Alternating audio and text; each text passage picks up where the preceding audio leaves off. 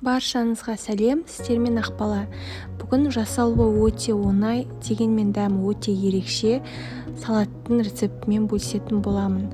Алдағы видеоларымды жіберіп алмас үшін каналыма тіркеліп қоңыраушаны басып қоюды ұмытпаңыз.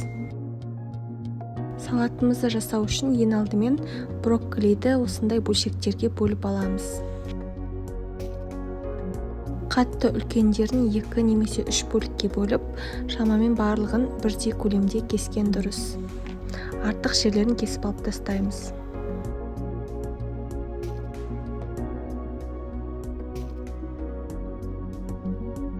Енді кезекте қайнап тұрған ыстық суға кішкене тұз салып, брокколиларды 5 минут пісіріп аламыз.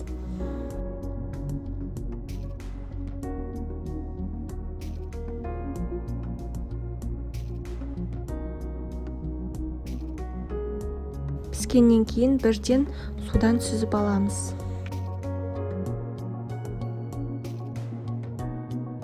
Ендігі кезекте саңырауқұлақтарды дайындап аламыз. Ол үшін ең алдымен сыртында қабығын ашып тастаймыз. Және де қалауыңыз бойынша 6 немесе 4 бөлікке бөлсеңіздер болады. Тым қатты ұсақтаудың қажеті жоқ. Майымызды алдын ала қыздырып, содан кейін саңырауқұлақтарды қуыратын боламыз. Саңырауқұлақтардың толық қуырылғанын білу үшін түсіне назар аудару керек. Қуырылғанда олар қоңыр түске енетін болады. Жақсылап қуырып алғаннан кейін оларды да майдан сүзіп алатын боламыз. Келесі кезекте қиярды турайтын боламыз. Дәл видеода көрсетілгендей кесіп шығамыз.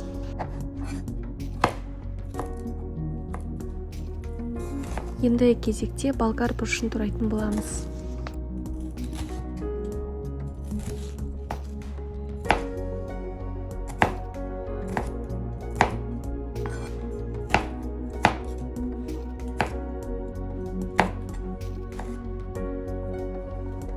Дайындап алған ингредиенттердің барлығын қосып араластырамыз.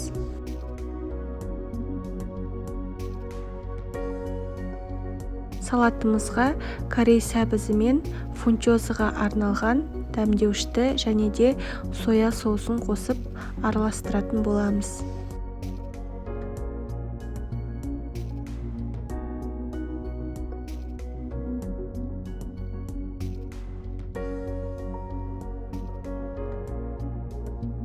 Ең соңынан кішкене өсімдік майын қосып жіберуге болады.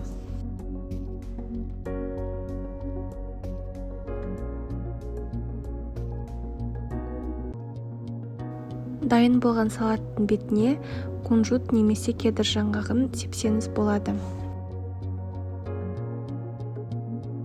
Мінекей бар болғаны 4 ингредиенттен жасалатын өте дәмді салатымыз дайын болды. Баршаңызға жасап көруге кеңес беремін. Ас болсын.